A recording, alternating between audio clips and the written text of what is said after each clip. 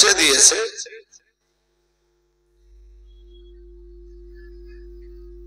তাতে সিনিয়র মাদ্রাসাতে পড়ে এক্ষুনি কেউ হাক্কানি রব্বানি আলেমে দিন তৈরি হবে, ধর্মের দায়িত্বশীল কোন নেতা তৈরি হবে, এই আশা এক্ষুনি সিনিয়র মাদ্রাসাগুলির কাছে করা যায় না। তবে যারা সিনিয়র মাদ্রাসাতে পড়েন, একটু ভালো পড়াশোনা করলে অন্তত নিজেদের ধর্মীয় জীবনটাকে বাঁচে বা বাঁচাতে পারে, এরকম জ্ঞান অর্জন করা আজও সিনিয়র মাদ্রাসাগুলি থেকে সম্ভব।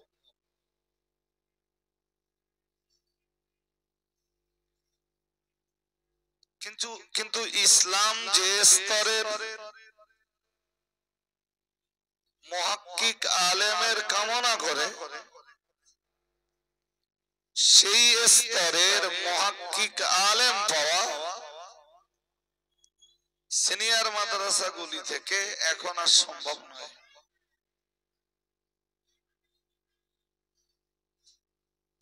যদিও দৃষ্টান্ত রয়েছে সারা বাংলা জুড়ে যে সিনিয়র মাদ্রাসা থেকে পড়া বহু মুহাক্কিক আলেম, আলেমে রব্বানি, আলেমে হাক্কানি, তারা আজও দায়িত্ব সহকারে মুসলিম কমিউনিটিকে এগিয়ে নিয়ে যাবার ব্যাপারে ভূমিকা পালন করে আসছেন। এরকম দৃষ্টান্ত পশ্চিমবঙ্গে কম নেই, কিন্তু আমি সেখানেও অনেকটাই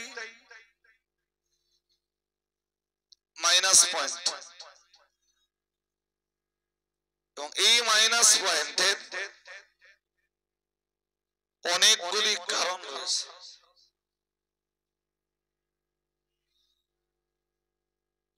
অল ওয়ার্ল্ডে এডুকেশনের যত শাখা আছে, একটা ছেলে যখন মাধ্যমিক পাস করে তো তার সামনে এডুকেশনের অনেক শাখা প্রশাখা থাকে।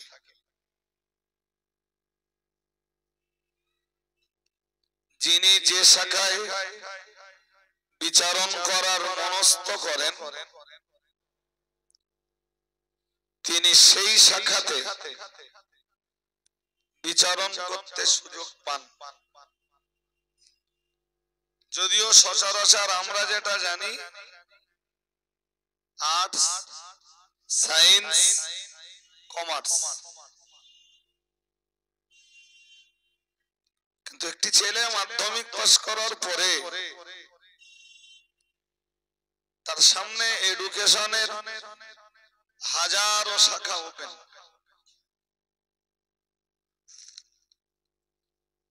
যা আমার চাইতে সমাজের শিক্ষাবিদ, এডুকেটেড, হায়ার এডুকেটেডরা আরো ভালো জানবেন।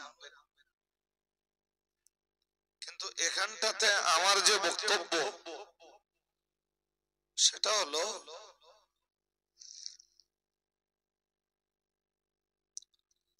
মানুষের মনুষ্যত্বকে ফিরিয়ে দিতে পারে,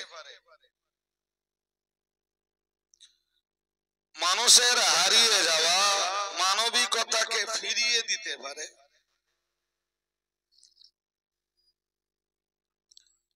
উচ্ছৃঙ্খল এই জাতি গোষ্ঠীকে সুশৃঙ্খল বানাতে পারে, অসভ্য বর্বর এই জাতিকে সভ্যতার আলোর সন্ধান দিতে পারে অল ডে কোরআনুল কারীমের শিক্ষা ভিন্ন সেকেন্ড কোন এডুকেশন আছে এটা আমার জানা নেই।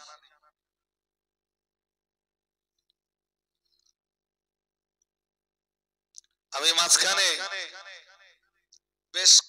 বেশ কিছু কথা বলেছি যে কথাগুলো বুঝবার বলেছি যে মানুষের ভিতরে হারিয়ে যাওয়া মনুষ্যত্ব ফিরিয়ে দিতে পারে, মানবিকতার মূল্যবোধ সৃষ্টি করতে পারে, অসভ্য জাতিকে সুসভ্য জাতিতে পরিণত করতে পারে। আমার বক্তব্যের এই কথাগুলি খুবই ভাইটাল।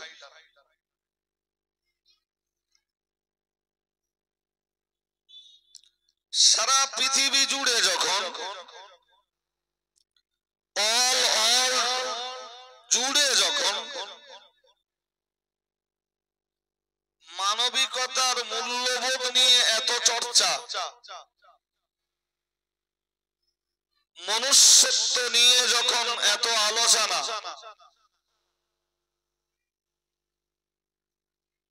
অসভ্য জাতিকে সভ্যতার রাস্তা দেখানোর ব্যাপারে শিক্ষিত গুণী এডুকেটেড পারসনরা যখন তৎপর, তখন এ ব্যাপারে সর্বস্তরের মানুষকে মনে রাখতে হবে যে কোরআন ছাড়া পৃথিবীর কোন এডুকেশন মানুষকে সভ্যতার আলো দেখাতে পারে না, ভদ্রতা শেখাতে পারে না, মানবিকতার মূল্যবোধ গড়ে তুলতে পারে না।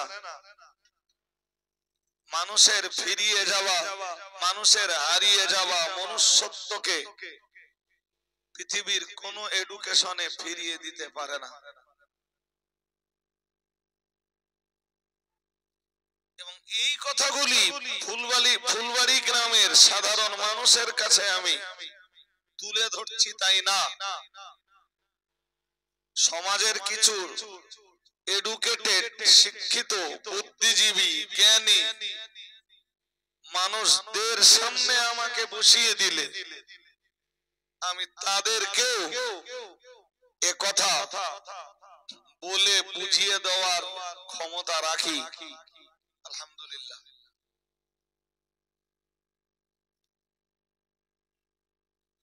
যদি কোরআনুল কারীম নামের শিক্ষা তুলে নেওয়া হয় তো পৃথিবীতে মনুষ্যত্ব বোধের জাগরণ ঘটবে, এরকম কোন শিক্ষা পৃথিবীতে নেই। যদি রাসূল করিম সাল্লাল্লাহু আলাইহি ওয়াসাল্লাম রেখে যাওয়া ১৫০০ বছর আগে রেখে যাওয়া সেই শিক্ষাকে তুলে নেওয়া হয় তো পৃথিবীতে সভ্যতার আলো জ্বলবে, সেকেন্ড কোন এডুকেশন পৃথিবীতে নেই।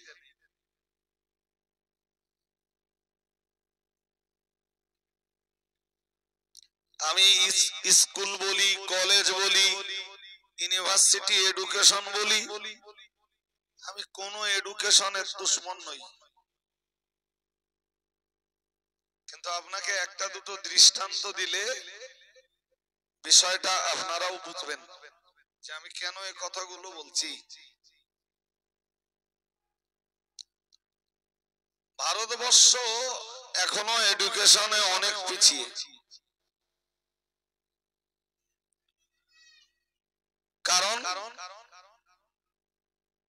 কারণ ভারতবর্ষে যে জিনিসটাকে সবচেয়ে বেশি গুরুত্ব দেওয়া হয় তার নাম হলো ধর্মীয় সুশ্রী। সব সময় লেগেই আছে। আর সামনে যখন কোন ভোটের ইস্যু থাকে, ভোট কেন্দ্রিক ধর্মীয় সুড়সুড়ির পরিমাণ আরো বেড়ে যায়। এই সেই ভারতবর্ষ, যে ভারতবর্ষে মসজিদ ভেঙে মন্দির তৈরি হয়। তার পিছনে কারণ একটাই, যেভাবেই হোক, যে কায়দাতেই হোক, যে পদ্ধতিতেই হোক, যে সিস্টেমেই হোক, ভোট ব্যাংকটা যেন ঠিক থাকে এবং ধর্মীয় সুড়সুড়ি দিয়ে যে কোনো মূল্যেই হোক নিজেদের চেয়ার আসনটা যেন ঠিক ঠিক ঠিক ঠিক ধরে রেখে রাজ ক্ষমতাটাকে আবারও পরিচালনা করা যায়। এটা ভারতবর্ষে অ্যাভেলেবেল, যে কারণে ভারতবর্ষের এডুকেশন ব্যবস্থা, শিক্ষা ব্যবস্থা পৃথিবীর অন্যান্য কান্ট্রির শিক্ষা ব্যবস্থা চাইতে বহুগুণ পিছিয়ে। কেউ যদি বলেন হুজুর কেরালার শিক্ষা ব্যবস্থা এত উন্নত কেন, সেও তো ভারতের এক অঙ্গরাজ্য। তো আপনাদের প্রশ্ন থাকলে তার জবাব আমার কাছে আছে। বাট আমি আজকে এই প্রশ্ন উত্তর পর্ব রচনা করতে বসিনি, বসেছি জি এই 1 ঘন্টার জন্য ছোট্ট একটা সমীক্ষা করতে, যে আমরা কোথায়। তো পৃথিবীতে ইউরোপ মহাদেশ বলি, আমেরিকা মহাদেশ বলি, ইউরোপ আর আমেরিকা মহাদেশ ভারতবর্ষের তুলনায় এডুকেশনে অনেক এগিয়ে। কিন্তু এডুকেশনে এগিয়ে কি হবে? সভ্যতার বিকাশ ঘটে না। এডুকেশনে এগিয়ে কি হবে? মানবিকতার মূল্যবোধ তৈরি হয় না। এডুকেশনে এগিয়ে কি হবে? ভিতরে মনুষ্যত্ব বোধের জাগরণ ঘটে না। এডুকেশনে এগিয়ে কি হবে? তারা মানবাধিকারের নামে নিজেদের জীবনে পশু অধিকারটাকে বাস্তবায়ন করতে চায়। আন্দোলনটা করে মানবাধিকারের নামে, আর আর বুঝে নেওয়ার চেষ্টা করে যে অধিকারটা, সে অধিকারটা মানব অধিকার নয়, সে অধিকারের নাম পশু অধিকার।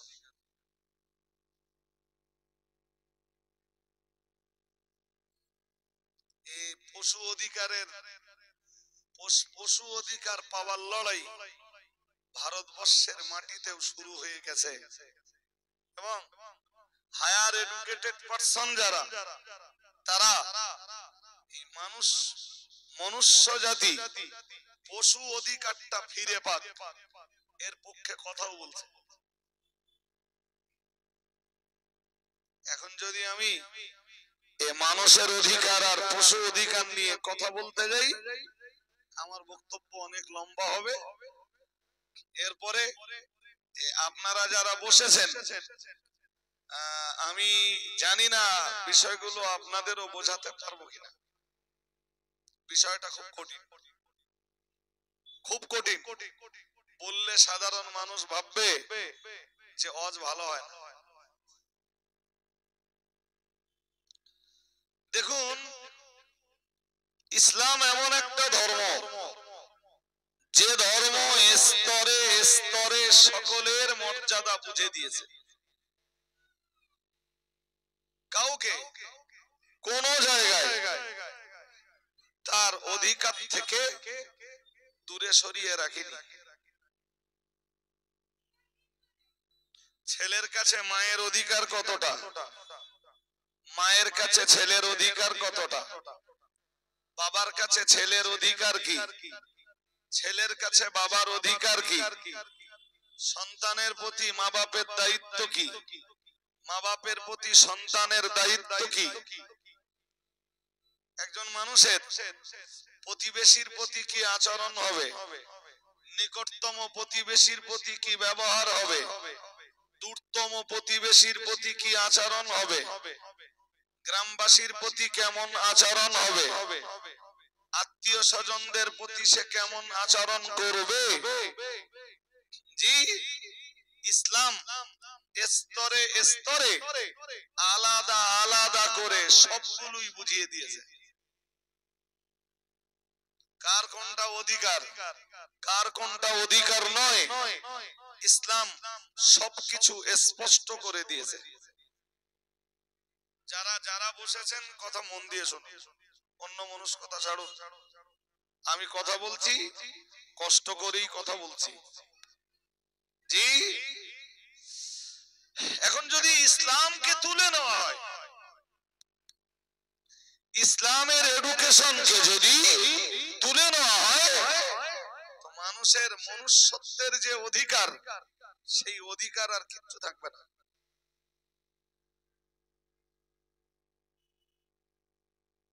আর মানুষের এই অধিকার বুঝে দেওয়ার জন্য কোরআনের এমন আয়াত আছে, শুধু একটা আয়াত যথেষ্ট, আর কিচ্ছু লাগবে না। এরা মোটা মোটা মোটা মোটা বই পড়া লাগবে না, একটি আয়াত, একটি মাত্র আয়াত যথেষ্ট। যেমন যেমন সূরা নাহলের 90 নম্বর আয়াত, সূরা নিসার 36 নম্বর আয়াত। আয়াতগুলো ঘাটলে তখন আপনারা বুঝবেন যে কোরআন কিভাবে মানুষের অধিকার প্রতিষ্ঠা করেছে। মনে রাখুন, হারিয়ে গেলে হবে না আপনাদের, এই সন্ধ্যা বেলাতেই আমার কথা শুনতে হবে। এক, কিছু অধিকার আছে যে অধিকারগুলো আল্লাহ শুধু মানুষকে দিয়েছেন। সুবহানাল্লাহ বলুন। সেই অধিকারে কুকুরের কোনো ভাগ নেই, ছাগলের কোনো ভাগ নেই, গরুর কোনো ভাগ নেই। এক কথায় পশু বলি, কীট পতঙ্গ বলি, জি, সে অধিকারগুলো আল্লাহ এদের কাউকে দেননি। যেমন ধর্ম পালনের অধিকার,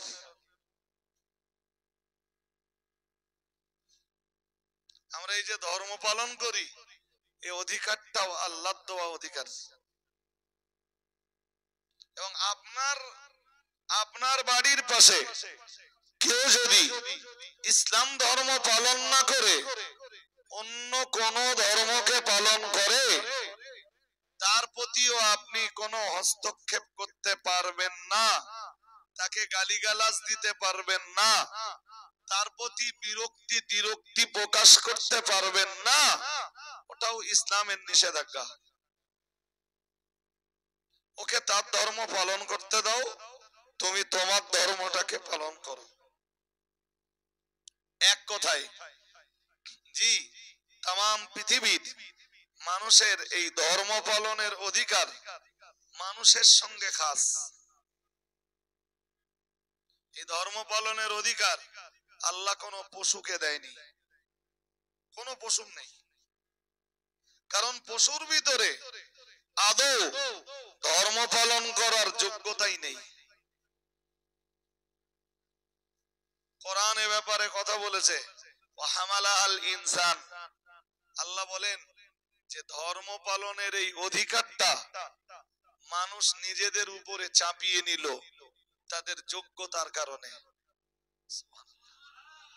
আর একটু মন খুলে বলেন কথাটা, আবার বলি, ধর্ম পালনের এই অধিকার মানুষ নিজেদের উপরে চাপিয়ে নিল, আল্লাহ চাপিয়ে দিলেন না। শুনছেন নাকি? চাপিয়ে দেননি আল্লাহ, মানুষ নিজেদের যোগ্যতার কারণে নিজেদের উপর চাপিয়ে নিলে। হামালাল ইনসান, আল্লাহ বলেন মানুষ এই গুরুদায়িত্ব নিজেদের উপরে চাপিয়ে নিল, জি, তখন আল্লাহ ধর্ম পালনের অধিকারটা এই মনুষ্য জাতিকে দান করলেন। ধর্ম পালনের অধিকার কুকুর বিড়ালের নেই, গরু ছাগলের নেই, কারণ যোগ্যতাই নেই তাদের। যোগ্যতা থাকলে তবে তো আল্লাহ ধর্ম পালনের দায়িত্ব তাদেরকে দিবেন, তাদের যোগ্যতাই নেই। তাহলে ধর্ম পালনের অধিকার মানুষের অধিকার, শুনছেন নাকি? কাদের অধিকার? এবার চলুন, বেঁচে থাকবার অধিকার।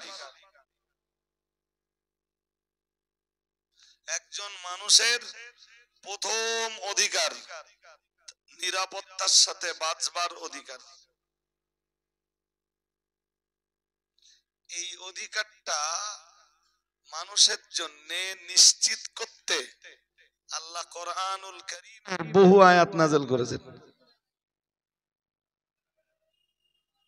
যেমন আমি একটা আয়াত পড়ি, আল্লাহ বলেন, والذين لا يدعون مع الله إلها آخر والذين এবং যারা لا يدعون مع الله আল্লাহর সঙ্গে অন্য কোন উপাস্যকে ডাক দেয় না, لا يدعون مع الله إلها آخر। মহান আল্লাহ জানিয়েছেন রহমানের প্রকৃত বান্দা তো তারাই, রহমানের আসল বান্দা তো তারাই, আল্লাযীনা লা ইয়াদউনা, যারা আহ্বান করে না মা আল্লাহ, আল্লাহর সঙ্গে, ইলাহান আখার, অন্য কোন উপাস্যকে যারা আহ্বান করে না, উপাস্য হিসাবে যারা একমাত্র আল্লাহকে আহ্বান করে। ওয়ালা ইয়াকতুলুনা নাফসাল্লাতী হারামাল্লাহু ইল্লা বিল হক। মহান আল্লাহ জানিয়েছেন যারা অকারণে কারোর জীবন নিয়ে খেলা করে না, তারাই হলো রহমানের প্রকৃত বান্দা।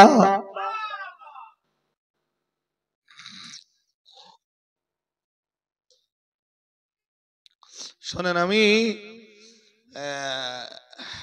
সূরা ফুরকানের শেষ রুকু থেকে এই যে কথাগুলো শোনাচ্ছি, এর আগে এবং পরে অনেক কথা রয়েছে।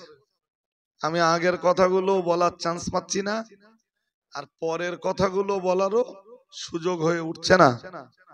এর আগে এবং পরে অনেক কথা আছে। সবাই আমরা আল্লাহর বান্দা, কিন্তু আল্লাহর প্রকৃত বান্দা কারা, এটা আল্লাহ কোরআনুল কারীমের সূরা ফুরকানের শেষের দিকে খুব লম্বা করে বর্ণনা করেছেন। তো বয়ান দিতে দিতে দিতে দিতে একটা জায়গাতে এসে আল্লাহ বলেন যে রহমানের বান্দা তারা যারা কেবলমাত্র আল্লাহকেই ডাকে উপাস্য হিসাবে আল্লাহ ভিন্ন দ্বিতীয় কাউকে আহ্বান করে না, তারাই রহমানের বান্দা। ঠিক পরের কথাটা বললেন এখানে এই আয়াতে আল্লাহ তিনটে কথা বলবেন। প্রথম কথা বললেন তারা তাদের প্রকৃত উপাস্য ছাড়া, আল্লাহ ছাড়া অন্য কাউকে উপাস্য হিসাবে ডাকবে না, ডাকেও না, ডাকবেও না। সুবহানাল্লাহ। যেটা আমরা করি উপাস্য হিসাবে শুধু ডাকি কার? সবাই বলুন কার? আল্লাহর। আল্লাহ ছাড়া অন্য কাউকে মাবুদ হিসাবে আমরা ডাকিও না। কোনদিন যদি আল্লাহর সাথে অন্য কাউকে ডাকি তার নাম হবে, বলুন, শিরক। আর শিরক পিছনের জীবনের তাম জীবনের আমলগুলো দেবে সব নষ্ট করে, ক্যান্ডিডেটকে জায়গা করে দেবে জাহান্নাম। এই জন্য শিরক থেকে সাবধান। والذين لا يدعون مع الله إلها آخر মহান আল্লাহ জানিয়েছেন والذين এবং যারা لا يدعون আহ্বান জানায় না মা আল্লাহি আল্লাহর সঙ্গে ইলাহান আখার অন্য কোন উপাস্যকে মহান আল্লাহ পরে আবার জানিয়েছেন মানে ওই আয়াতে 2 নম্বরে আল্লাহ জানিয়েছেন ওয়ালা ইয়াকতুলুনা নাফসাল্লাতী হারামাল্লাহু ইল্লা বিল হক মহান আল্লাহ জানিয়েছেন আর রহমানের বান্দা তারাই যারা অকারণে কোনো মানুষের জীবন নিয়ে খেলা করে না অকারণে কোনো মানুষের দেহের এক ফোঁটা রক্ত ঝরায় না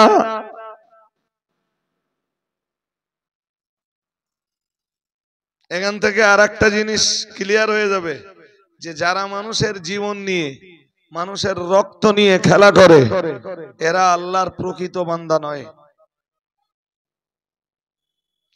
প্রকৃত হওয়া তো বহু দূরের কথা এরা আল্লাহর বান্দাই নয় কিন্তু আজকের পৃথিবীতে জি শুধু বসিরহাটে নয় শুধু নর্থ 24-এ নয় শুধু ওয়েস্ট বেঙ্গলে নয় শুধু ভারতবর্ষে নয় অল ওয়ার্ল্ডের একই কন্ডিশন যে মানুষের জীবন আর মানুষের রক্ত নিয়ে খেলা হচ্ছে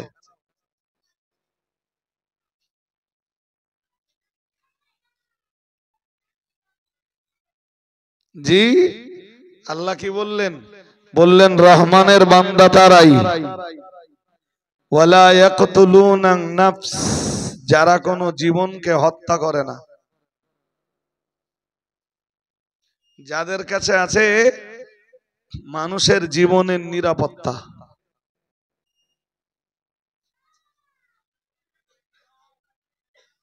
একটা হাদিস শুনে নেই ছোট করে যদিও ওয়াজ করার মতো পরিবেশ এখনো গড়ে ওঠেনি তবু একটা হাদিস ছোট করে শুনে নেই হাদিসে ওজন্যই রাসূল বলেছেন সাহাবারা যেন জিজ্ঞেস করলেন হুজুর মুসলিম কে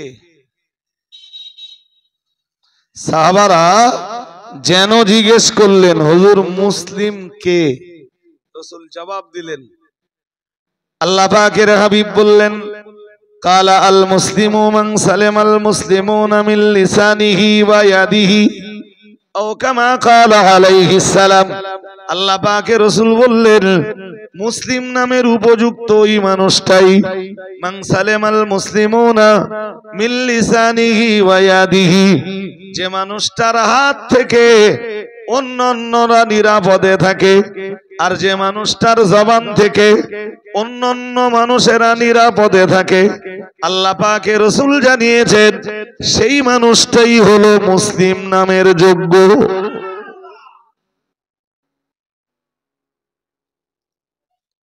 আমি মুসলিম তখন যদি আমার হাত থেকে অন্য মুসলিমরা নিরাপত্তা পায় যদি আমার কাছে অন্যান্য মুসলিম নিরাপত্তা পায় অন্যান্য মানুষ আমার প্রতিবেশী হোক আমার গ্রামবাসী হোক আমার আত্মীয় স্বজন হোক আমার বন্ধু বান্ধব হোক এক কথায় আমার সাথে যাদের ওঠা বসা চলাফেরা জি এরা সবাই যদি আমার থেকে নিরাপত্তা লাভ করে তখন আমি মুসলিম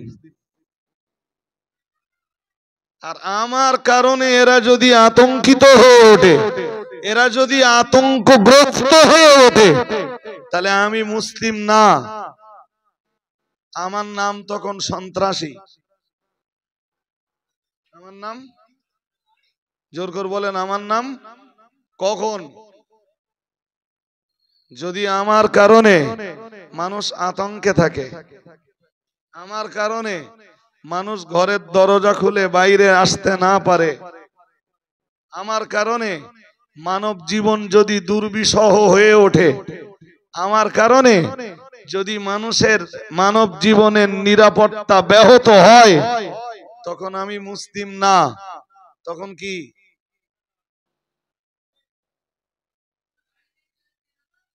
এখনো সন্ত্রাস কি আমরা এটা বুঝিনি কখন সন্ত্রাসী কি কিচ্ছু বুঝিনি, আমরা বুঝিনি। ফর এক্সাম্পল, মনে করুন ডন্ডিহাট বাজারে আপনার দোকান আছে, তা আমি এই এলাকার খুব প্রভাবশালী, সাউন্ডটা একটু বাড়াও না ভাই, এত স্লো থাকবে কেন সাউন্ড? আমি এই এলাকার যথেষ্ট প্রভাবশালী, এটা বলিনি মস্তান, এটা বলিনি ডন। ডন্ডিহাট বাজারে বহু মানুষ ব্যবসা করে খায়, আমার প্রভাব আছে, প্রতিপত্তি আছে, লোকবল আছে, বাহুবল আছে, জনবল আছে, ক্ষমতা আছে, পাওয়ার আছে, তাকাত কুব্বাত আছে, প্রয়োজনে হাতে পুলিশও আছে।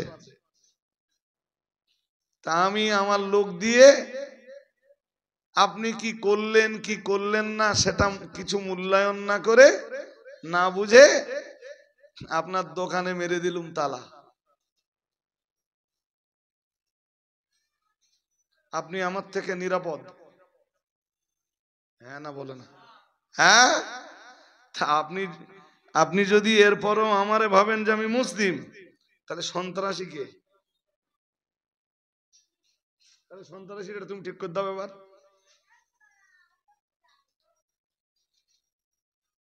এই জন্য কোরআন বলেছে, আমি বললে অনেক সময় যাবে, কোরআন বলেছে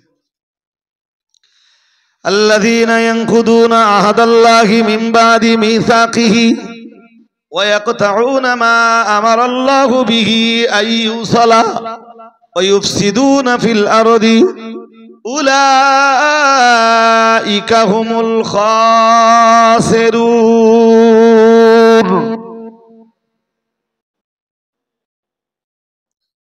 এই একটা আয়াত যথেষ্ট। কি আছে এই আয়াতে? আয়াতের শেষ অংশটা আগে শোনেন, আর প্রথম অংশটা পরে শুনবেন। আল্লাহ বললেন আল্লাযীনা ইয়ানকুদুনা আহাদাল্লাহ মিন বাদি মিসাকিহি, যারা আল্লাহর সাথে কৃত অঙ্গীকারকে ভঙ্গ করে। কোন অঙ্গীকার? সে কথা আমার ডিসকাস করার সময় আজকে না। জি, পার্টিকুলার ওই আয়াতের উপরে কোনোদিন আলোচনা শুনলে সেদিন ওটা লম্বা ডিসকাসের সময়। আজকে শুধু এতটুকু কনসেপশন দেই যে আমরা এই পৃথিবীতে এসছি আল্লাহর কাছে এক ওয়াদাবদ্ধ হয়ে। শুনছেন নাকি? কি হয়ে এসছি আমরা? কিসের ওয়াদা?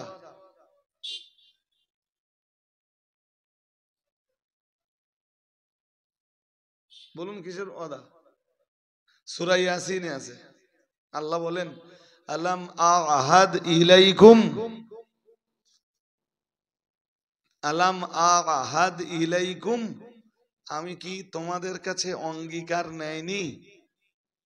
কে বলছেন? জোর করে বলুন, কে বলছেন? আল্লাহ। কি বলছেন? আমি কি অঙ্গীকার নেয়নি? আমরা জানো বললাম আল্লাহ কিসের অঙ্গীকার? আল্লাহ পাক রব্বুল আলামিন বললেন আল্লাহ তা'বুদুশ শাইতান, তোমরাই না একদিন অঙ্গীকার করেছিলে তোমরা শয়তানের দাসত্ব করবে না,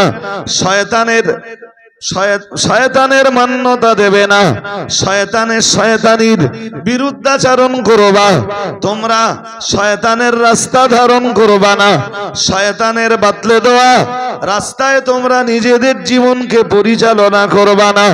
তোমরা কি আল্লাহর কাছে এই অঙ্গীকার করনি? আল্লাহ জিজ্ঞেস করছেন আলাম আহাদ ইলাইকুম আল্লাহ তা'বুদুশ শাইতান, অঙ্গীকার করনি? তোমাদের মনে নেই? অঙ্গীকার কবে করেছিলাম, কোথায় করেছিলাম, সে সব কোরআনে আছে।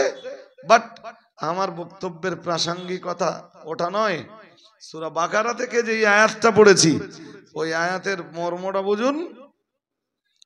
আল্লাযীনা ইয়ানকুদুনা আহাদাল্লাহি মিন বাদি মিসাকিহি, মহান আল্লাহ জানিয়েছেন যারা আল্লাহর সাথে কৃত অঙ্গীকারকে ভঙ্গ করে আল্লাহ পাক রব্বুল আলামিন বললেন এবং কিয়ামত পর্যন্ত যারাই আল্লাহর সাথে কৃত সেদিনের অঙ্গীকারকে ভঙ্গ করবে আল্লাহ পাক 2 নম্বরে বললেন ওয়ায়ানকুদুনা আল্লাযীনা ইয়ানকুদুনা আহাদাল্লাহি মিন বাদি মিসাকিহি ওয়ায়াকতাউনা মা আমারাল্লাহু বিহি আই ইউসালা।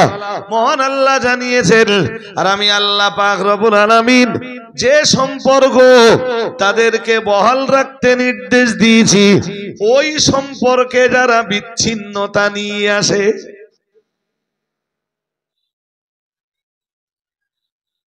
মন দিয়ে শুনতে হবে, কিছু সম্পর্ক আছে পৃথিবীতে যেই সম্পর্কগুলোকে আল্লাহ অটুট রাখতে বলেছেন, অবিচ্ছিন্ন রাখতে বলেছেন, কাটতে মানা করে দিয়েছেন।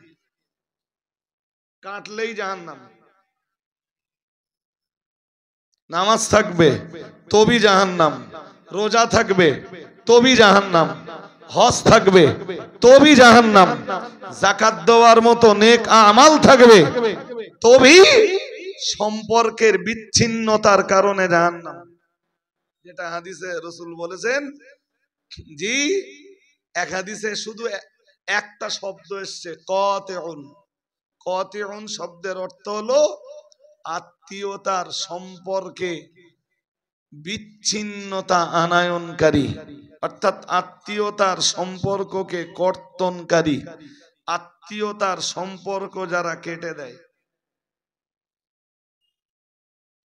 হাদিসে এসেছে লা ইয়াদখুলুল জান্নাতা কাতিউন, নবীজি বলেছেন ওরা জান্নাত পাবে না, জান্নাতে যাবে না। কারণ কারণ হ্যাঁ, ওটা আমরা ওরকম স্বাভাবিক বুঝি। আর যদি আর একটু গাঢ় বোঝার চেষ্টা করি তাহলে এরম ভাবে বুঝতে হবে, এই যে একে আল্লাহর ইবাদত, বান্দার কাছে প্রথম অধিকার আল্লাহর। কার অধিকার? কথা হয় না। কার অধিকার? কি পাবার অধিকার? কি পাবার অধিকার বলুন? ইবাদত পাবার অধিকার। হযরত মুআজ ইবনে জাবালকে নিয়ে রাসূল কোথাও যাচ্ছেন, মুআজ গাধার পিঠে, রাসূলের পিছে বসা, বাহনের পিছনের দিকে বসা মুআজ ইবনে জাবাল, রাসূলুল্লাহ সামনে বসা, কোথাও যাচ্ছেন রাসূলুল্লাহ। কিছু দূর যাবার পরে নবী মুআজকে ডেকেছেন। ফাকালা ইয়া মুআজ, নবীজি বললেন হে মুআজ, আতাদরি মা হক্কুল্লাহি আলাল ইবাদ, তুমি কি জানো মুআজ বান্দার কাছে আল্লাহর অধিকার কি? আল্লাহ পাকের নবী সাহাবী মুআদ ইবনে জাবাল বললেন আল্লাহু ওয়া রাসূলুহু আলাম, ইয়া রাসূলুল্লাহ ইয়া হাবিবাল্লাহ, হুজুর বান্দাদিগের কাছে, বান্দাদিগের নিকটে আল্লাহর অধিকার কি এটা আমি কেমন করে বলবো? হুজুর আপনি আমায় বলে দিন। মুহাম্মাদুর রাসূলুল্লাহ সাল্লাল্লাহু আলাইহি ওয়াসাল্লাম, আমার আল্লাহ পাকের নবী বললেন ও সাহাবী মুআদ ইবনে জাবাল, মনে রাখো হক্কুল্লাহি আলাল ইবাদি আইয়াবুদু ওয়ালা ইউশরিকু বিহি শাইআ আও কামা ক্বালা আলাইহিস সালাম। প্রিয় নবী মুহাম্মদুর রাসূলুল্লাহ সাল্লাল্লাহু আলাইহি ওয়াসাল্লাম নবী আমার জানিয়ে দিয়েছেন, ও সাহাবীরা মনে রাখো, আল্লাহ পাকে নবী খাস করে মুআদ ইবনে জাবালকে বললেন, ও মুআদ ইবনে জাবাল মনে রাখো, বান্দাদিগের নিকটে আল্লাহর অধিকার হলো আইয়াবুদুহু, বান্দা আল্লাহর ইবাদত করবে, ওয়ালা ইউশরিকু বিহি শাইআ, আর যে আল্লাহর ইবাদত করবে ওই আল্লাহর সঙ্গে কখনোই শরীক করবে না। মানে আল্লাহর জন্য শিরক মুক্ত ইবাদত করবে বান্দা, এটাই বান্দার কাছে আল্লাহর অধিকার। সুবহানাল্লাহ। এমন ইবাদত করবে যেই ইবাদতের ভিতরে কোনো শিরক থাকবে না, আর শিরক থাকলে ওই ইবাদত অ্যাকসেপ্টেড নয়। মুআজ ইবনে জাবাল বিষয়টা বুঝলেন যে আল্লাহর কাছে, বান্দার কাছে আল্লাহর অধিকার, বান্দা আল্লাহর শিরক মুক্ত ইবাদত করবে। এইটা নিয়ে মুআজ ইবনে জাবাল পিছনে বসে বসে ভাবছেন আর বাহন আরো কিছুটা এগিয়ে গেল, পিছনে মুআয ইবনে জাবাল বসা। কিছুক্ষণ পর রাসূলুল্লাহ চেহারাটা আবার ঘোরালেন, ঘুরিয়ে জিজ্ঞেস করলেন, মুআয আতাদরি, তুমি কি জানো ওমা হাক্কুল ইবাদি আলাল্লাহ, আল্লাহর কাছে বান্দার অধিকার কি?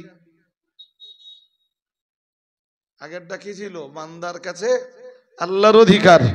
এবার নবী জিজ্ঞেস করলেন, মুআয জানো আল্লাহর কাছে বান্দার অধিকার কি? মুআয ইবনে জাবাল বললেন, হুজুর আমি কেমনে জানবো, আপনি বলুন।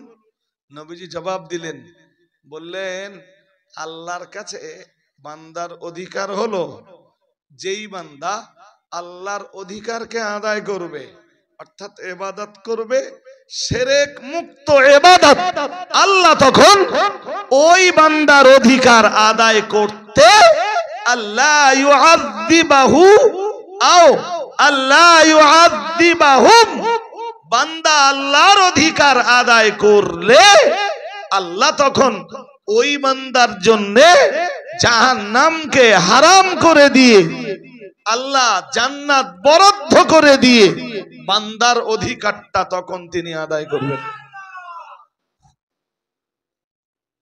দরকার কি বলুন? যদি জান্নাতে যেতে হয়, কি বুঝলেন, কি বুঝতেছেন?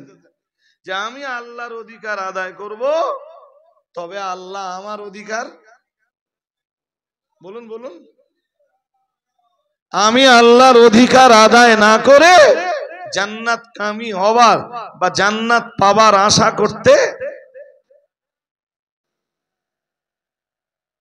কিন্তু এখন তো বিনা ইবাদতে সব জান্নাতের আশা এবং জাহান্নাম থেকে নাজাত পাবার আশা।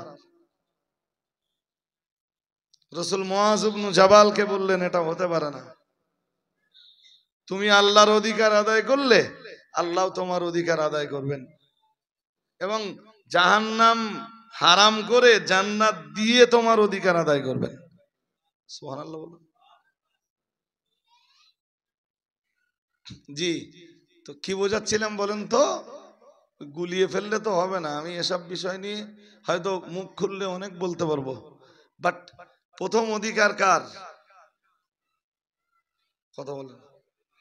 বান্দার কাছে প্রথম অধিকার কার? আল্লাহর। আল্লাহর ইবাদতের পরেই সবচেয়ে বড় অধিকার বাবা আর মায়ের। শুনছেন নাকি? বান্দার পরে, আল্লাহর পরে বান্দাদিগের ভিতরে সবচাইতে বড় অধিকার মায়ের আর বাবার। মায়ের আর বাবার। কে বলতেছেন? আমার কথা না, কোরআনের বহু আয়াত রয়েছে, আমি এক জায়গা থেকে পড়ি। وقضى ربك ألا تعبدوا إلا إياه وبالوالدين إحسانا। মহান আল্লাহ জানিয়েছেন এটা তো তোমার রবের চূড়ান্ত সিদ্ধান্ত। 15 পারা সূরা বনী ইসরাঈলে মহান আল্লাহ জানিয়েছেন এটা তোমার রবের চূড়ান্ত সিদ্ধান্ত। তোমার রব এ ব্যাপারে চূড়ান্ত সিদ্ধান্ত নিয়েছেন, আল্লাহ তা'বুদু ইল্লা ইয়াহু, কেবলমাত্র তোমরা তোমাদের রবের ইবাদত করবা। মহান আল্লাহ পরেই বললেন অবিল ওয়ালিদাইনি ইহসানা। আর ও বান্দা মনে রাখো, আমার ইবাদতের পরে, আমার উপাসনা আরাধনার পরে, আমার বান্দেগীর পরে তোমাদের কাছে তোমাদের অধিকার হলো তোমাদের মায়ের আর বাবার।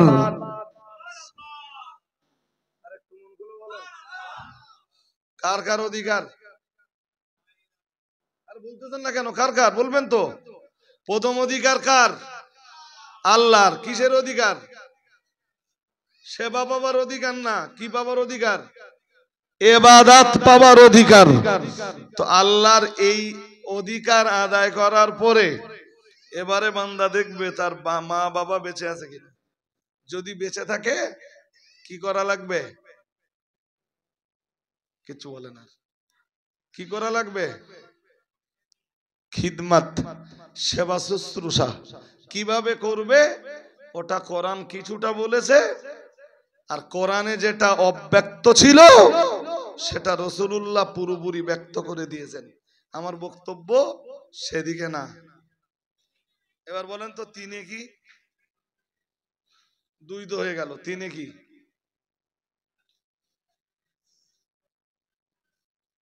কথা বলেন। তিনে দায়িত্ব শেষ সব। বাবা মার খেদমত দুইয়ে এলাম, একে আল্লাহর ইবাদতে ছিলাম, দুইয়ে বাবা মায়ের সেবায় এলাম, তিন আমরা আজ জানি না। এই ইবাদত করতে হবে এই পর্যন্ত খানিকটা জানি, আর আল্লাহর ইবাদতের পরে বাবা মায়ের খেদমত আছে ওটাও খানিকটা বুঝি, এরপরে আর বুঝি না। কিন্তু আল্লাহ কোরআনের বহু আয়াতে এটা বলছে, বহু আয়াতে। 3 নম্বরটা কি? যেমন এই যে প্রতি সপ্তাহে দেখবেন জুমার যে খুতবা হয় না, কটা খুতবা হয়? 2 খুতবা। প্রথম খুতবার মাঝখানে একটু বিরতি, মানে প্রথম খুতবার পরে একটু বিরতি, বিরতি দিয়ে আল খুতবাতুস সানিয়া, সেকেন্ড খুতবা, সেকেন্ড লেকচার। তো সেকেন্ড এই লেকচারে দেখবেন অধিকাংশ মসজিদে যে খুতবা পড়া হয় ওই খুতবার একদম শেষের দিকে আছে সূরা নাহালের 90 নম্বর আয়াত, ইন্নাল্লাহা ইয়ামুরু বিল আদলি ওয়াল ইহসানি ওয়া ইতাইদিল কুরবা।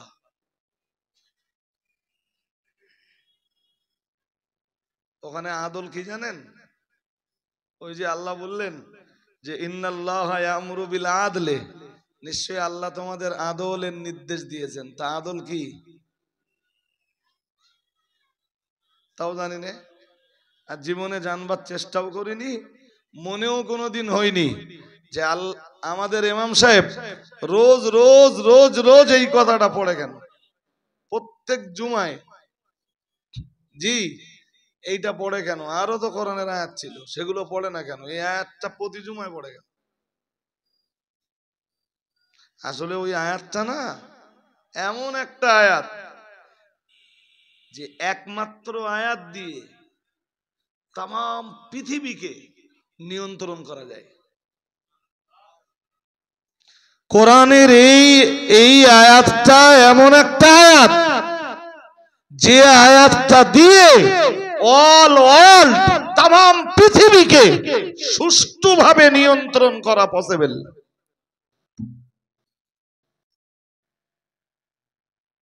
এই জন্য প্রত্যেক ইমাম সাহেব জুমার খুতবাতে ওই আয়াতটা পড়ে, ইন্নাল্লাহা ইয়ামুরু বিল আদলি ওয়াল ইহসানি ওয়া ইতাইদিল কুরবা ওয়া ইয়ানহা আনিল ফাহশাই ওয়াল মুনকার ইয়াইযুকুম লাআল্লাকুম তাযাক্কারুন। ওই আয়াতের শেষে আল্লাহ বলতেছেন, বলেন যে ইয়াইযুকুম, আল্লাহ বলেন যে আমি তোমাদের কাছে ওয়াজ করছি, লাআল্লাকুম তাযাক্কারুন, যাতে তোমরা আমার ওয়াজ, আমার নসিহতটাকে অন্তত গ্রহণ করো। কি নসিহত? প্রথম নসিহত, ইন্নাল্লাহা ইয়ামুরু বিল আদলি ওয়াল ইহসানি। মহান আল্লাহ জানিয়েছেন, ইন্নাল্লাহা, নিশ্চয়ই আল্লাহ, ইয়ামুরু বিল আদলি, মহান আল্লাহ আদলের নির্দেশ দিয়েছেন। আদলের অনেক ব্যাখ্যা, শুধু যদি আদলের ব্যাখ্যা করা হয় এক মজলিসে 2 ঘন্টা ধরে আদলের ব্যাখ্যা দেওয়া যাবে, অস্বাভাবিক কোনো ঘটনা নয়। তবু আমি শুধু কনসেপশনটা আপনাকে আজকে দিচ্ছি। আমি আপনাকে ইতিপূর্বে হাদিস পড়ে শোনাচ্ছিলাম। মুআদ ইবনে জাবালকে নবী জিজ্ঞেস করছিলেন, ও মুআদ ইবনে জাবাল, তুমি কি জানো বান্দার কাছে আল্লাহর অধিকার কি? মুআদ ইবনে জাবাল বলছিলেন, হুজুর আমি কেমনে বলবো, আপনি বলুন, আমি জানি না। মুহাম্মাদুর রাসূলুল্লাহ সাল্লাল্লাহু আলাইহি ওয়াসাল্লাম বলছিলেন, ও মুআদ ইবনে জাবাল, বান্দাদিগের কাছে আল্লাহর অধিকার হলো, বান্দাদিগের কাছে আল্লাহর হক হলো আইয়াবুদুহু, বান্দা আল্লাহর ইবাদত করবে, ওয়ালা ইউশরিকু বিহি শাইআ, যে আল্লাহর ইবাদত করবে ওই আল্লাহর সঙ্গে কাউকে শরীক করবে না, ওটাই হলো বান্দার জীবনের সবচাইতে বড় আদল। ওটাই বান্দার জীবনের সবচাইতে বড় ন্যায়পরায়ণতা। যে বান্দা আল্লাহর ইবাদতমুখী নয়, ও বান্দা তো ন্যায়পরায়ণ নয়, ও বান্দা আদলটাকে নিজের জীবনে গ্রহণ করতে পারিনি, ও বান্দা ইনসাফওয়ালা বান্দা নয়। আমি তোকে পৃথিবীতে পাঠালাম, তোকে আমি সৃষ্টি করলাম, বেঁচে থাকবার জন্য অক্সিজেন দিলাম, আমার জমিনের উপরে জায়গা করে দিলাম, আমার আকাশের নিচে তোকে জায়গা করে দিলাম, আমার রুজি রুটি প্রতিদিন তুই মানে ভক্ষণ করে থাকিস, আর তুই আমাকে ইবাদত করিস না, আমার জন্য সাজদা দিস না। বান্দা, তোর জীবনের এর চাইতে বড় বেইনসাফি আর কি হতে পারে? তুই অন্যের ন্যায় বিচার পরে করবি, নিজের উপরে আগে ন্যায় বিচারটা কর। ওই জন্য ওখানে আদলের মানে যদি হয় ন্যায় বিচার, তাহলে প্রত্যেক বান্দা তার নিজের উপরে প্রথম ন্যায় বিচারটা করবে। বাকি ব্যাখ্যা কোরআনের তাফসীরে। কোরআনের তাফসীরে মিন্স আমার বলবার মতো অবকাশ পরিবেশ কোনোটা নেই, কোনোটা নেই। শুধু আর একটা কথা ধরাবো, সূরা আলে ইমরানের শেষের দিকে আছে, আল্লাহ বলেন, ইন্না ফি খালকিস সামাওয়াতি ওয়াল আরদি ওয়াখতিলাফিল লাইলি ওয়ান নাহারি লাআয়াতিল লিউলিল আলবাব।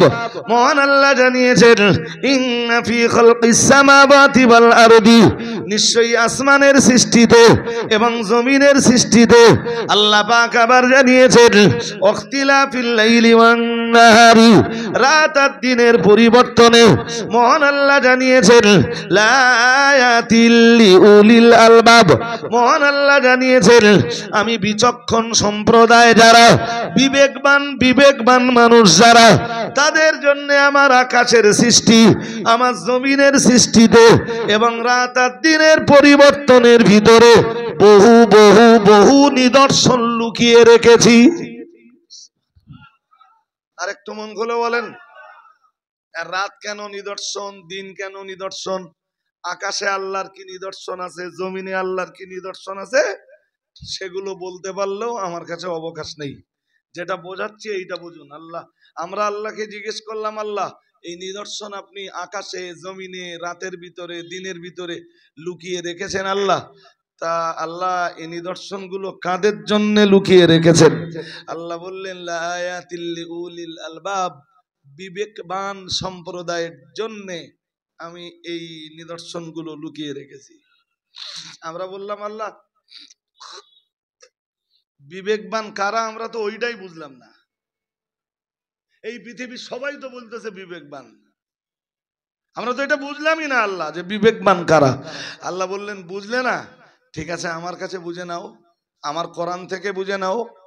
ঠিক পরে আবার একটা আয়াত দিলেন, দিয়ে বিবেকবান কারা ওইটা আল্লাহ বুঝকে দিলেন খুব সুন্দর করে। বললেন, আল্লাযীনা ইয়াযকুরুনাল্লাহা কিয়ামান ওয়া কুউদান ওয়া আলা জুনুবিহিম ওয়া ইয়াতাফাক্কারুনা ফি খালকিস সামাওয়াতি ওয়াল আরদ রাব্বানা মা খালাকতা হাযা বাতিলান সুবহানাক ফাকিনা আযাবান নার। আমরা জানো জিজ্ঞেস করলাম, আল্লাহ বিবেকবান হতে গেলে কি কি লাগবে? মহান আল্লাহ এক নম্বরে বললেন, আল্লাযীনা ইয়াযকুরুনাল্লাহ। মহান আল্লাহ বললেন, বিবেকবান হতে গেলে এক নম্বরে লাগবে যিকরুল্লাহ। কি লাগবে? আল্লাহ জিকির। কি লাগবে? বলুন বলুন। বিবেকবান কারা? আল্লাহ বলবেন, আল্লাহ জবাব দিলেন, জিকির করে যারা। সুবহানাল্লাহ। যাদের জিকির নেই ওদের বিবেক নেই, জিকির আছে বিবেক আছে। আমরা বললাম জিকির কি? আল্লাহ বললেন, তাকিয়ে দেখো আমার কোরআনের দিকে, জিকির কোনটাকে বলে আমি ও ব্যাপারেও কোরআনে বহু আয়াত দিয়ে রেখেছি। আমরা অনুসন্ধান করতে করতে পেয়ে গেলাম মহান আল্লাহর কোরআন জানিয়েছে 21 পারার প্রথম পৃষ্ঠার প্রথম লাইনে সূরা আনকাবুতের 45 নম্বর আয়াতে মহান আল্লাহ বললেন উতলুমা উহিয়া ইলাইকা মিনাল কিতাবি ওয়া আকিমিস সালাতা ইন্নাস সালাতা তানহা আনিল ফাহশাই ওয়াল মুনকার ওয়া লাযিকরুল্লাহি আকবার আল্লাহু ইয়ালামু মা তাসনাউন। আমরা জানো বললাম আল্লাহ জিকরুল্লাহ কোনটা, আমরা আরো পরিষ্কার হতে চাই। মহান আল্লাহ আবার একটা আয়াত দিলেন সূরা তাহার ভিতরে, আল্লাহ পাক আয়াতটা দিয়ে বললেন ইন্নানি আনাল্লাহ লা ইলাহা ইল্লা আনা ফা'বুদনি ওয়া আকিমিস সালাতা লিযিকরি। আমরা জানো বললাম আল্লাহ, আমরা তো ওই আয়াতে খুব স্পষ্ট হতে পারিনি। আল্লাহ মহান আল্লাহ বললেন শোনো যিকরুল্লাহ কাকে বলে, আমার জিকির কাকে বলে, এটা এবার আমি বুঝিয়ে দেব।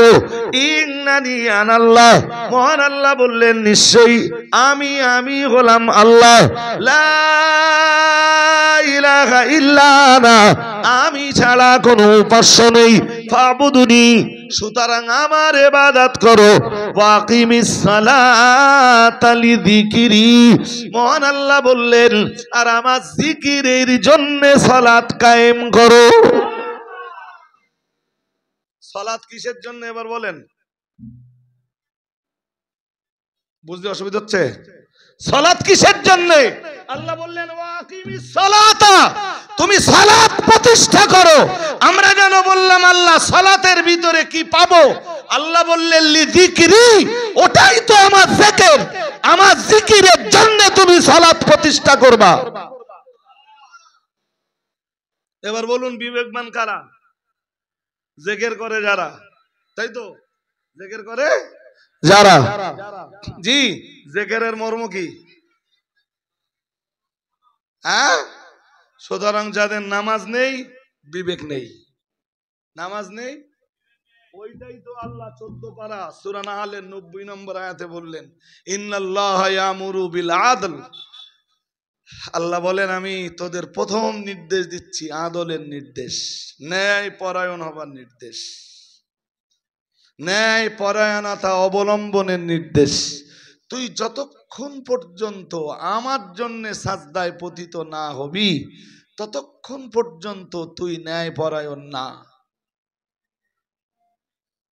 সে সমাজের কোনো মাস্টার হতে পারে, ডাক্তার হতে পারে, ইঞ্জিনিয়ার হতে পারে, সায়েন্টিস্ট হতে পারে, ভৌগোলিক হতে পারে, ঐতিহাসিক হতে পারে, বৈজ্ঞানিক হতে পারে, মহাকাশ বিজ্ঞানী হতে পারে, ভূতত্ত্ববিদ হতে পারে, জি, কলেজের কোনো প্রফেসর হতে পারে, ইউনিভার্সিটির কোনো লেকচারার হতে পারে, জি, এ বি সি, তিনি যেই হন, যার ভিতরে আল্লাহর জিকির নেই, যার ভিতরে সালাত নেই, ও বিবেকবান নয়, ওর বিবেক মরে গেছে। আর যার বিবেক মরে যায় ওটা মানুষ না, ওটা কি? কথা বলেন না কেন?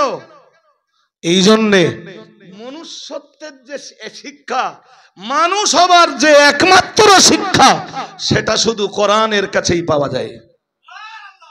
কোরআন ভিন্ন মনুষ্যত্বের শিক্ষা কোন স্কুলে, কোন কলেজে, কোন ইউনিভার্সিটিতে কোথাও মেলে না, একমাত্র মেলে কোথায়? কোরআনে। সুবহানাল্লাহ। যদিও আমরাও যখন মাদ্রাসায় পড়তাম তখন অনেকে ভাবতো যে এসব বিদ্যা সব ফকিরি বিদ্যা।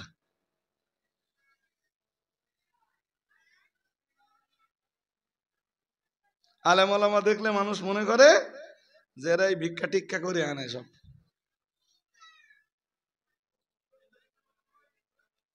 কি বলেন? কি বিদ্যা? আর কোনদিন বলবেন? হ্যাঁ, এটাই মূল বিদ্যা। এটাই কোনটা? হ্যাঁ, এই জন্যে কোরআনের মানে সর্বোচ্চ পর্যায়ের জ্ঞান হলো কোরআনুল কারীমের জ্ঞান, যেটাকে আরবিতে বলে উলুমুল কোরআন, কোরআনের এলেম। যাক, বিবেকবান কারা আল্লাহ বললেন জিকির করে যারা, জিকিরের মানে সালাত আদায় করে যারা।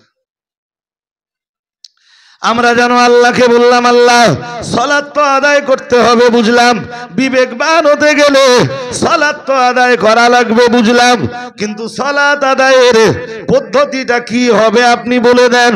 মহান আল্লাহ বললেন আল্লাযীনা ইয়াযকুরুনাল্লাহ কিয়ামান, আল্লাহ পাক রব্বুল আলামিন বললেন সালাত আদায়ের প্রথম পদ্ধতি হলো দাঁড়িয়ে দাঁড়িয়ে। তুমি সালাত আদায় করবা দাঁড়িয়ে দাঁড়িয়ে দাঁড়িয়ে দাঁড়িয়ে, জিকির করবা দাঁড়িয়ে দাঁড়িয়ে।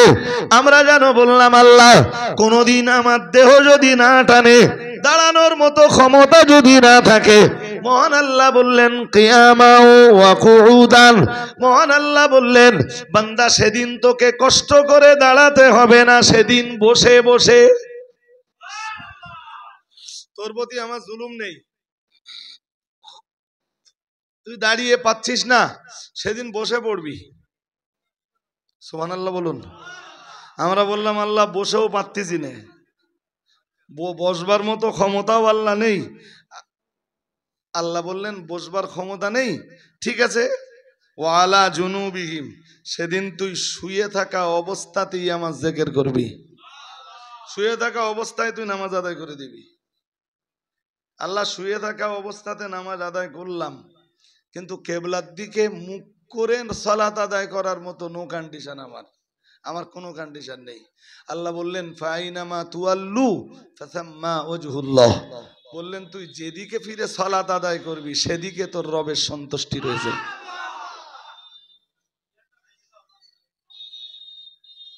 আমার কথা বুঝেছেন নাকি? বুঝেছেন? কটা হলো বলেন দিন?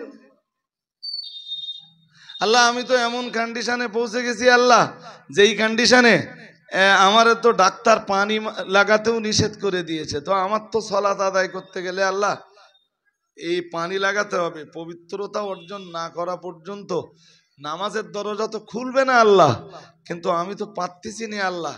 আল্লাহ বললেন ফাতায়াম্মামু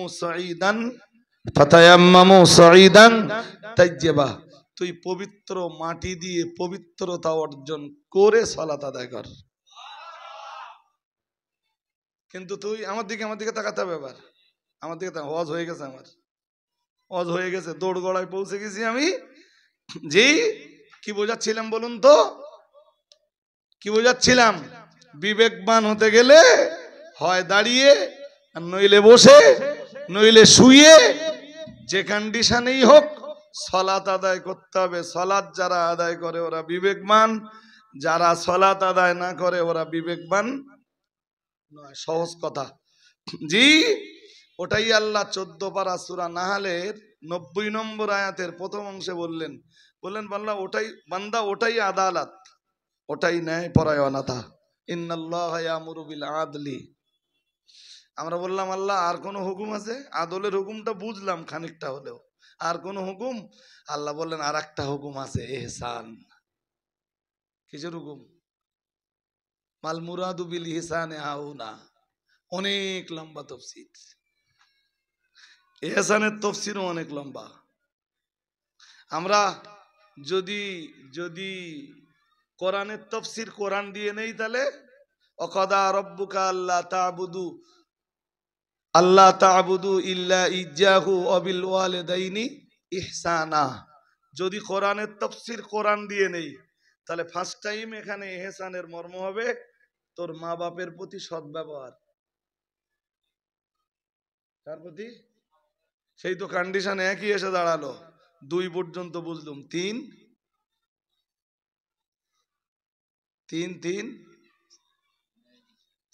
ওয়াবুদুল্লাহ ওয়ালা তুশরিকু বিহি শাইআ ওয়া বিল ওয়ালিদাইনি ইহসানা ওয়া বিদিল কুরবা। মহান আল্লাহ জানিয়েছেন সূরা নিসার 36 নম্বর আয়াতে, ওয়াবুদুল্লাহ, তোমরা আল্লাহর ইবাদত করো, ওয়ালা তুশরিকু বিহি শাইআ, যে আল্লাহর ইবাদত করবা ওই আল্লাহর ইবাদতের ভিতরে কোনো শরীক করো না। অর্থাৎ আল্লাহর জন্য শিরক মুক্ত ইবাদত করো। মহান আল্লাহ 2 নম্বরে বললেন ওয়াবিল ওয়ালিদাইনি ইহসানা, তোমাদের দ্বিতীয় কাম হলো তোমরা বাবা মায়ের প্রতি সদাচরণ করবা। আমরা জানো বললাম আল্লাহ 3 নম্বরে আমাদের করণীয়। মহান আল্লাহ বললেন অবিদিল কুরবা, মহান আল্লাহ বললেন তোমার নিকট আত্মীয় যারা রয়েছেন তাদের প্রতি সৎ ব্যবহার করবা। ওখান থেকে ধারাবাহিক ভাবে আল্লাহ 9 পর্যন্ত যাবে। কত কত 9।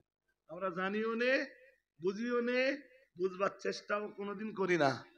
জি, আমাদের কি হলে হয়ে যায়, অজনসিহাতের মজলিসে বসে একটু কেসা কাহিনী ঘটনা জীবনী ইতিহাস হ্যান ত্যান 717 হলেই আমাদের খুব ভালো চললো। আর এমনি তো আল্লাহ শুকরিয়া আদায় করি বলতে হয়। এখন দেশ জুড়ে দা মাহফিল হচ্ছে, অধিকাংশ মাহফিলে আমাদের নামে গুণকীর্তন হচ্ছে। আমরা এদেশের কি বলবো, এদেশের মানুষের কাছে কি বলি বলেন তো, নিজের পরিচয় কিভাবে দেই? আল্লাহ এমন একটা পর্যায়ে পৌঁছে দিয়েছেন না, যারা আমাদের দাউত নাও করে সে মজলিসেও আমাদের গুণগান হয়।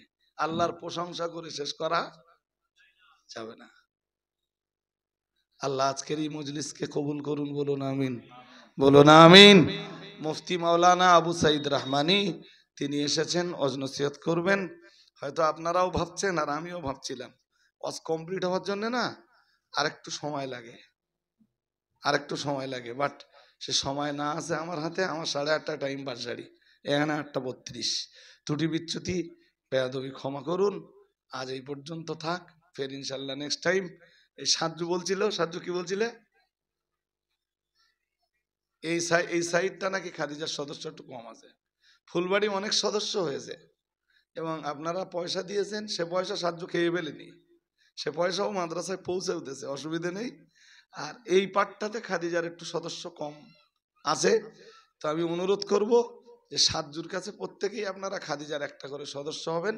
বছরে একবার একটা পয়সা আপনাদের দিতে হবে, সেটা আমরা ইসালের সবের সময় নেই। আপনাদের এইটুকু আহ্বান জানিয়ে, দেখুন ফুলবাড়ির ধুলোবালি আমার গায়ে আজও লেগে আছে। হয়তো আপনাদেরকে ভুলেও যায়নি, সময়ের সংকীর্ণতা, এই যে আসতে না পারা, দেখা না হওয়া। আমি জানি যে ফুলবাড়ির মানুষের আমার প্রতি অনেক আবেগ, অনেক ভালোবাসা, অনেক আন্তরিকতা। তো আন্তরিকতা আপনাদের থাকলে আমারও আছে, বাট সময়ের খুব খুব সংকীর্ণতা। আমার সাথে 2-3 দিন থেকে দেখবেন যে আমি শুধু কি করি। 24 ঘন্টা থাকবেন, আপনি নাজেহাল হয়ে যাবেন যে আমি আর পারতেছি না। কিন্তু এরপরও আমি আল্লাহর রহমতে খুব ভালো আছি, ভীষণ ভীষণ ভালো আছি। কত ভালো আছি ভাষায় বলা যাবে না। দোয়া করুন আরো ভালো থাকি, সুস্থ থাকি, জাতির খেদমত করার, কমিউনিটির খেদমত করার সুযোগ পাই। 5টা ও সবাই থাকবেন আপনারা, 5টা বাচ্চা মুফতি সাহেবকে দিয়েই আজকে পাগড়িটা দেওয়া হবে।